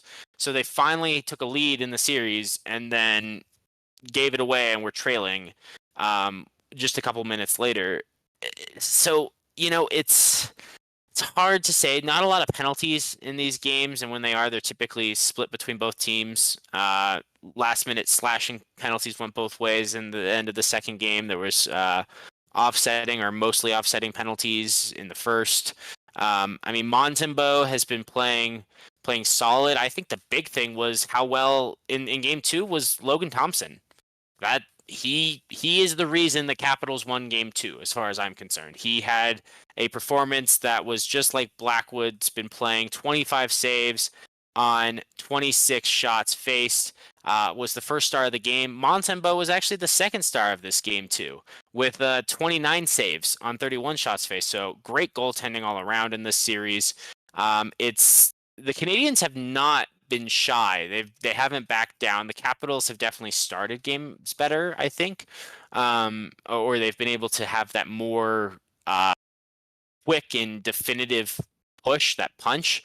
But late game, the Canadians have been dominating the final 5 minutes, final 10 minutes of these games. They've really been the better team consistently during that period of time. And then, of course, I said it before. What did I say was the X factor? The Canadians cannot let Alex Ovechkin be on the power play or get to his office. They let him score 2 goals. I was going to say, they let him do both of those things. And so in game 1, I think they beat themselves, or they let the X factor hop in there. Thompson and Montembeault both had solid games. That Suzuki had a goal. Hudson with 2 assists. Like, it was just a really good game. Strome with 3 assists for the Capitals. It was just a good. I don't want to say back and forth, because the Caps really owned the first 2 periods and we're up 2-0, and I think Montreal was kind of lucky to only be down 2. They were getting a little bit outmatched, but then in that third period, they flipped it on its head, and you had the feeling that they could have scored 4 in that third period alone, and it didn't go their way. So I'm excited for here when you guys are listening to this same day when this podcast is out on Friday for you. I'm really excited for that game when Montreal hosts, because the Bell Center, dude, that's just gonna be rocking. I'm excited too. I wouldn't be surprised if this is the first game when we talk about, like, these teams have been very balanced and evenly matched. There hasn't been a lot of room for separation, like similar when we talk about some of these other series. I think this is a game where you might see the Canadians come out fast and try to give themselves a little cushion, and try to drop a few extra goals on the Capitals to send a message and get themselves, like, back into this fight, like, on the score sheet, because they're very much in this fight, but get them a win on the board and get them some confidence to know that they can win against an Alex Ovechkin team. They don't have to be afraid. I think they know that, but I feel like putting up 3 goals in a period would make them feel a lot better about that. Definitely. And I think overall they're just young, they're inexperienced, and I think with time they will continue to make it back to this point and will only get better. So I hope they can at least get a win. I still don't overall think they're going to win this series, but I think they deserve a couple wins out of it. I think they'll still get a few. Yeah, I think I do think what's going to end up happening is similar to what I predicted with the well, I don't know if it was exactly how I predicted with or no, it is exactly what I predicted with the Blues Jets. I think Montreal has it in their power to win both of these games at home. Yeah. But then when they lose game 5 in Washington, I presume, then I think they'll struggle to win that game 6. But I think that, I mean, that's why I made my pick the way I did. I think this team can be down 2-0, and they're young. That, yeah, that could be daunting, but they're also young and have no pressure, so they can just go out there, play free, play at home, and they'll do a lot better. There you go. I agree. I agree. With this next series, we've touched on it already quite a bit. I think the best way I would describe Tampa Bay and Florida is, once again, I have underestimated Florida for the second year in a row, stupidly. And I think the tone was set when the first goal of the series was scored by Sam Bennett, and it was a baseball goal. I think that was all I needed to know. And I was like, oh no. Yeah, game one was a welcome to the party. We're still the defending champs. That, No kidding. I mean, they said, hey, Lightning, you got the higher seed. Everyone's talking about you. You got this roster that went to 3 cup finals a few years ago. Yeah, well, we were just there. We took down the dub. Oh, and by the way, our injured roster here down the stretch, we're all back. And we're coming. We're hunting. We're coming to play. We're not giving you an inch. We're not giving. There's no quarter. We're gonna win by any means necessary. And I agree with you. That baseball goal sent a message. That whole first game, though. I mean, what was it? Was it 6-1 at one point before the final score? Or was it at least 5-1? I remember Final they score scored was and 6-2. It was brutal. They scored, and they scored a lot of goals in quick succession. I want to say it was in the second period that really just inflated that lead quickly. Yeah, shaky for Vasi, which is rare. Yeah, I was surprised. I figured in game 2, still being at home, I mean, and he didn't have necessarily a bad game 2, but I figured, just as like we thought that the Avalanche were absolutely going to win game 3, I thought after that type of game from Vasi, 6 goals allowed on 17 shots. That is some un-Vasi shit right there. I figured game 2, man wasn't. If anybody was going to blank a team, it was going to be him, and instead Tampa's the one that got blanked. I honestly, I'm dumbfounded. I actually can't believe it. Same here, but again, we're judging these series now, and ultimately we can only judge these fully, just like a hockey season, in hindsight. Yes, we can make our assumptions of how it's going right now, but again, to Dallas's credit, they got dog walked in game 1 and then have come back to win the next 2. And then for all we know, Colorado comes back and wins the next 3. Playoff hockey is some of the most unpredictable, insane bullshit of all time. We can all sit here, like me and Dom even, and doesn't matter who you are, pretend and act like we know what the fuck is going to happen next. We don't got any goddamn idea. Yeah, and well, the big thing, if you want to talk about, we talked about with the Avalanche game as well. It's a farce. Well, let's talk about what Tampa needs. Tampa needs to figure out their power play. 0 for 5 in game 2 against Florida. So similar to the Avs, they need to get that together. How about in the first game, though? Florida, 3 for 3, 100% on their power play. And so Tampa figured out their penalty kill. Florida went 0 for 3 in the second game, or at least they figured it out for a game. But that power play is still 1 for 8 in the series for Tampa. And they came into this with, when you looked at the stats, Tampa had that edge. But otherwise, these two teams were balanced on everything. That was like the one edge Tampa had coming into this series. Other than the first 2 games at home, guess what? Neither of those supposed edges or advantages Tampa had have seemed to matter, as they are losing both games at home, have to go in to the Panthers' home arena, the defending Cup champs, who are going to pack that arena, and it's going to be loud and proud.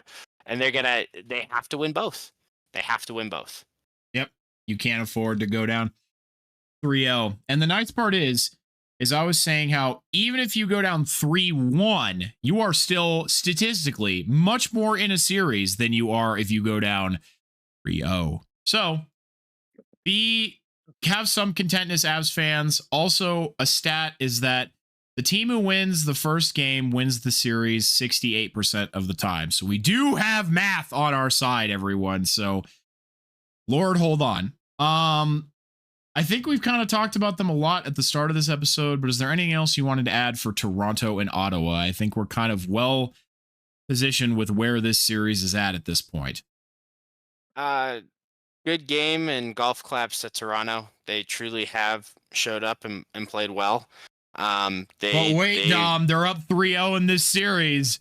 There is nothing more Toronto than blowing it somehow.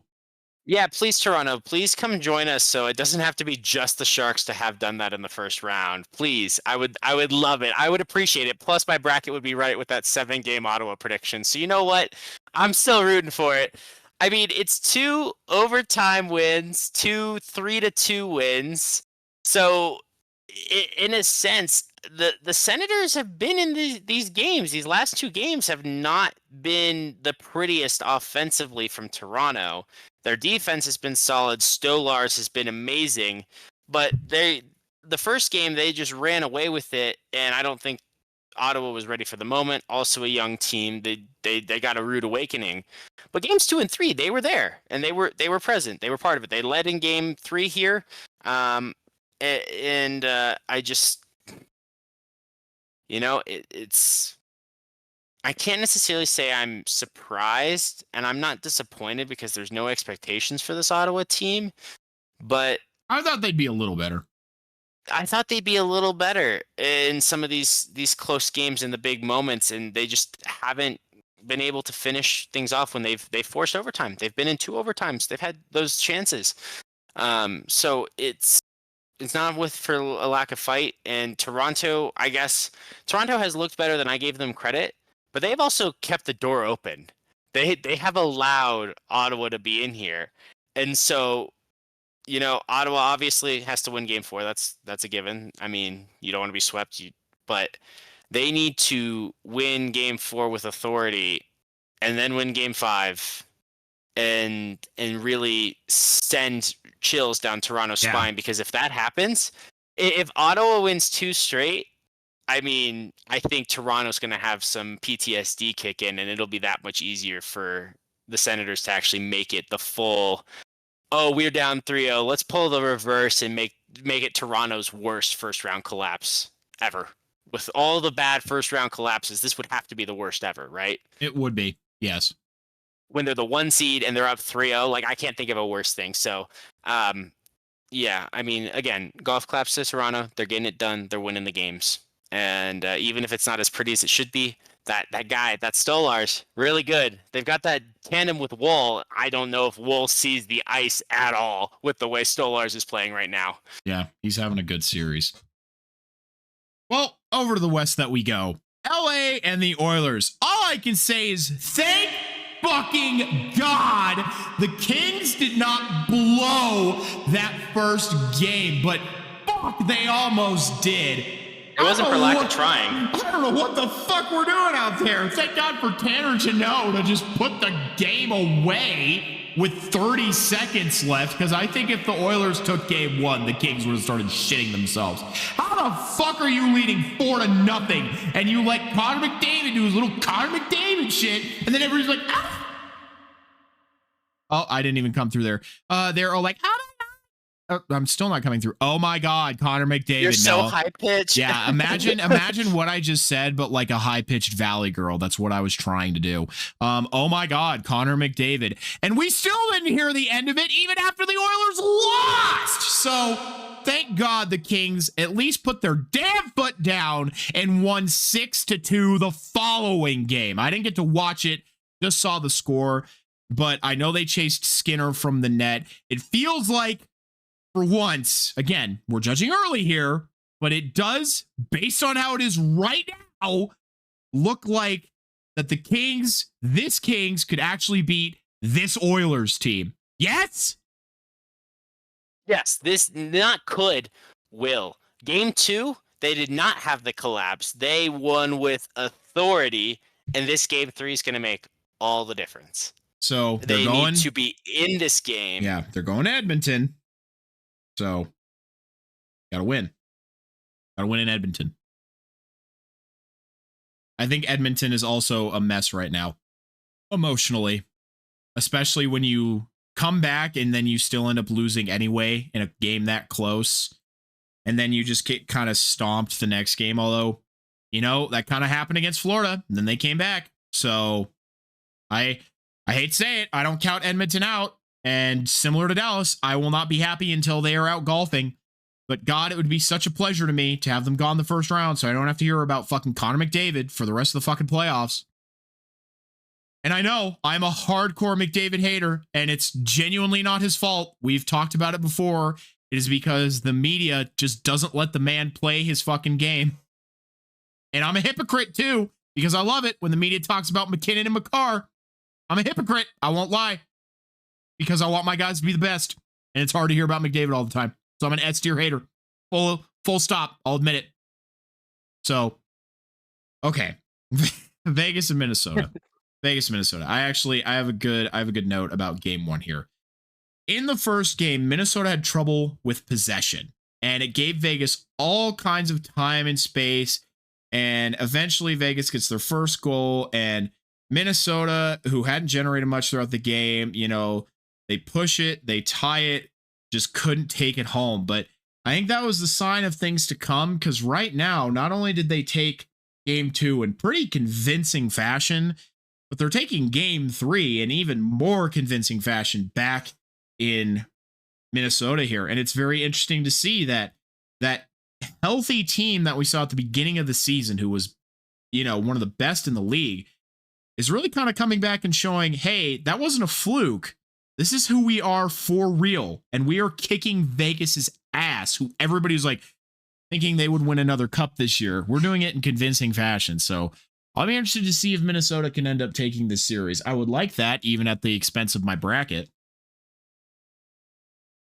Yeah, I think you hit the nail on the head with game one there, but the healthy Minnesota we all talked about the potential of has shown up. Like, will the real Slim Shady please stand up? Gustafson has also been outplaying Aiden Hill immensely. Which, to be fair, I know I was being a hater on Aiden Hill, but saw it coming. Said it here first. No, Gustafson is underrated. Yeah. I thought you had more. You had said Gustafson. Oh, no. I was just finishing with underrated. I was just here smacking my table, my desk at home. Okay. It felt like there was maybe more to come after that fact, but no. Okay.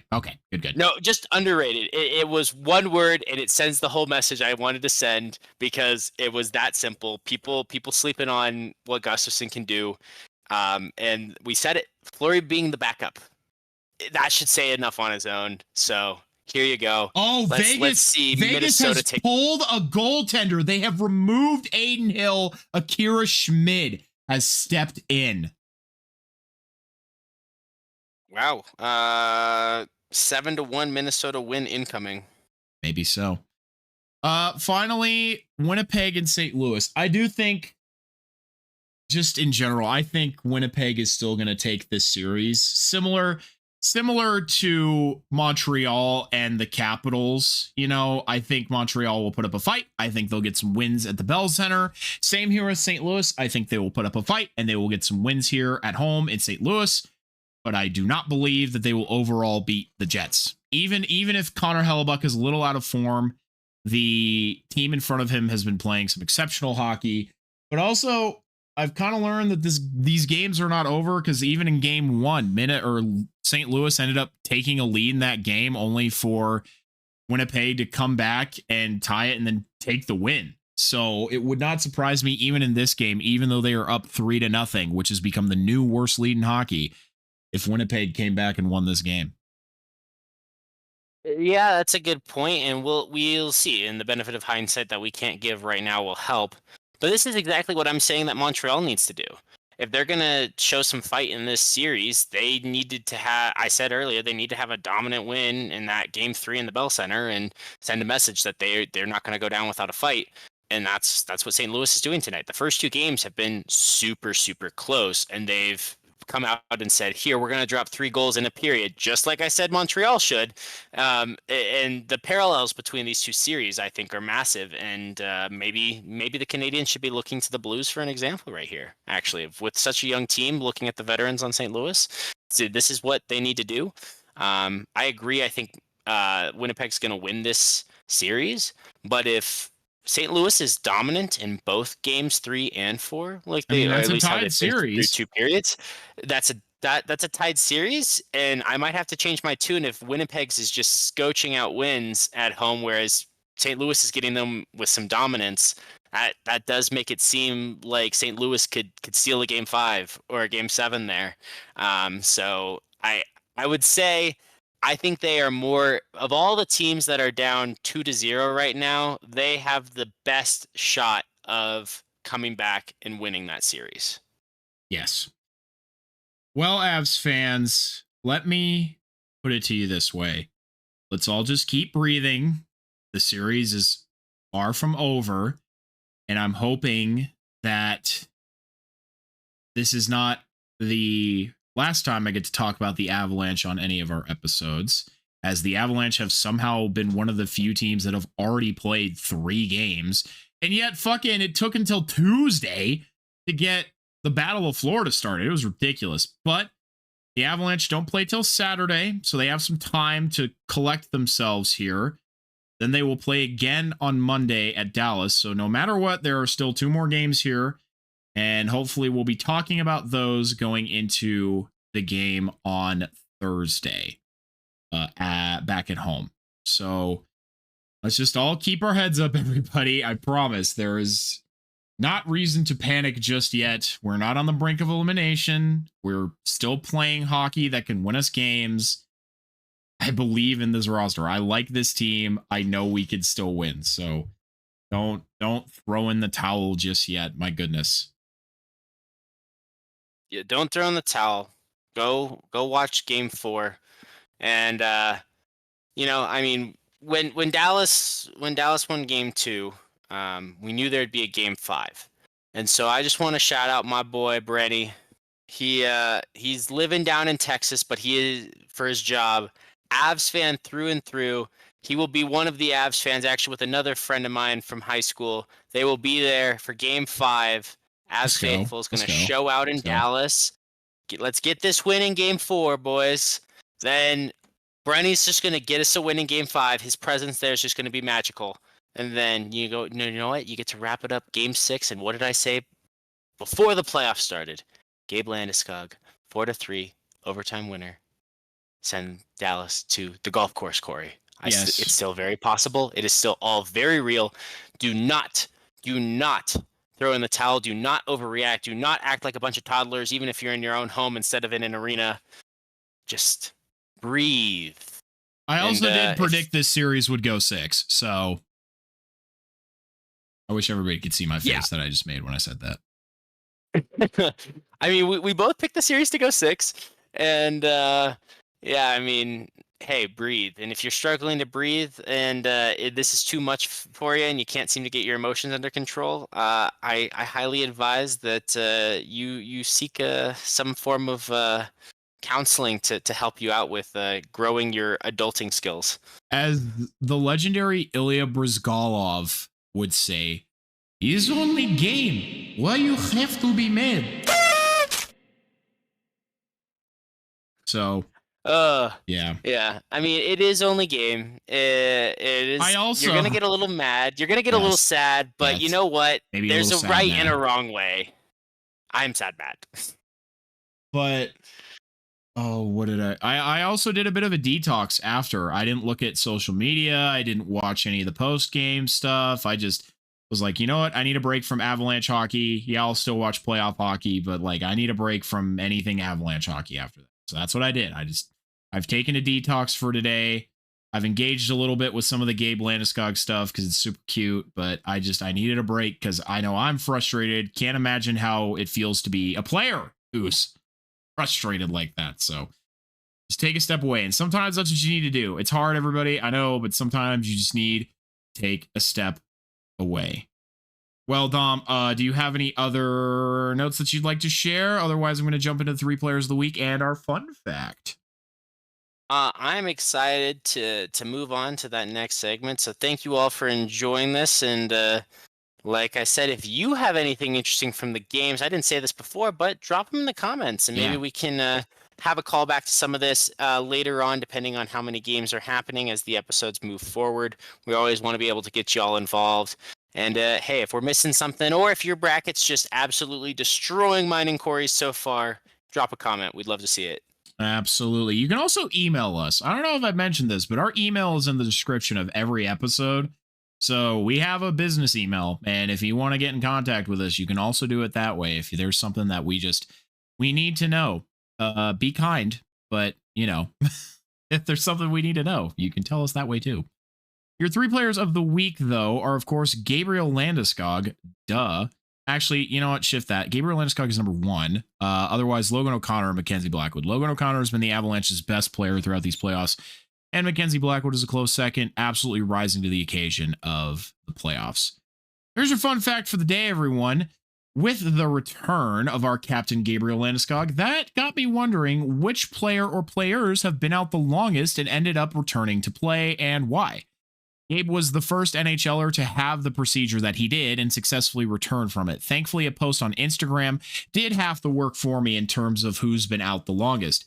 Gabe Landeskog actually had the 4th longest absence from the NHL at 1,032 days, just ahead of his countryman Peter Forsberg, who missed 1,018 days. Forsberg was incredibly injury prone throughout his career due to his relentless play style, but during the particular instance that this post was referring to, Foppa was actually playing with Moto Hockey from 2008 to 2010, and then attempted an NHL comeback, but eventually retired not too shortly after. Ahead of Landeskog is legendary Av Yui Krupp, who we've mentioned before on this show, who missed 1,036 days. Krupp had back surgery, but during his rehab had participated in dog sledding, which the Red Wings, whom he played for at the time, suspected worsened the recovery, as Krupp ended up suffering from back spasms and was then suspended by the team. Second on this list is Mario Lemieux, who missed 1,341 days. In 1997, Lemieux actually retired due to lingering effects from having Hodgkin's lymphoma and chronic back problems, but he actually eventually came back in 2000 and played 6 more years. Finally, the player who missed the most amount of time eventually returned was Jim Poplinski, who missed 2,000 total days on the nose. Poplinski was also in a similar situation, although one that wasn't marred by injuries from what I could tell, but he simply chose to retire in 1989 before trying to make a comeback that lasted a total of 6 days, or 6 games, pardon me.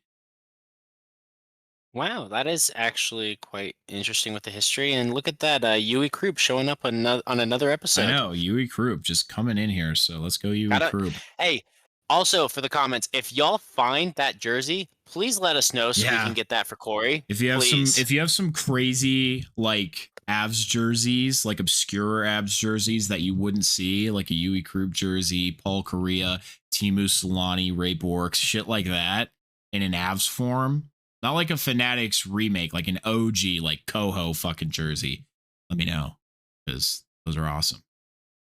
But it just, I think, shows the remarkable nature of Gabe Landeskog's comeback here. Because, for example, even though Peter Forsberg also missed like an entire season due to injury, that's not what this post was referring to. It referred to when he was out of country playing Swedish hockey and then eventually came back to the NHL after. That's why he missed that much time. Or, Jim Poplinski here at the top of the list, he just retired and then eventually was like, oh, I want to try and play hockey again. Then he came back. People like Mario Lemieux and Yui Krupp's situation is a little weird, but like Mario Lemieux and I think Gabe Landeskog hold a lot of similarities there. Although it's just remarkable that Gabe Landeskog really is one of the longest players out with an injury, like purely an injury that kept him from playing the game, and who didn't fully retire. He was just out with an injury and struggled to come back, but he's here, everyone, and it's real. This is the reality we live in. Thank God for this timeline, because it's awesome. I'm beyond thrilled that I get to watch my captain play out the remainder of his hockey career for the Avalanche. So pretty damn great. And I am so excited for you to have that back. Obviously, we talked about it last episode, and unfortunately, Logan Couture was not able to make the same type of comeback for the Sharks. But I'm really happy to see Landeskog get to play, and he will hopefully get to continue playing and retire on his own terms in his own time. But hey, they said something in game 1 last time, or in game 3. Sorry, last time Landeskog played in a playoff game before he played game 3, he hoisted the cup. So let's see if he does it again this year. Could be a sign that it's destined to happen. What we're hoping for, everybody. Well, the clock is counting down to the final horn. We really appreciate you taking the time to listen to this episode of the Captain Avalanche Fancast. Did you know there is a comment section where you can leave your thoughts and questions? If you have something you want to know about the Avalanche, Sharks, or just hockey in general, leave it below and we'll be happy to try and answer it. There's also a unique poll for you to interact with every episode. The best thing you can do if you like what we're doing here is to follow us on whatever platform you're using and share this podcast everywhere you can, whether that's with your mouse or your mouth. I'm Captain Avalanche Corey. And this is Dom, not from the tank, but here anyway. I mean, you're still Dom from the tank. We just all right. This is Dom from the tank. God damn. Check out our new episodes every week. Thanks, everyone.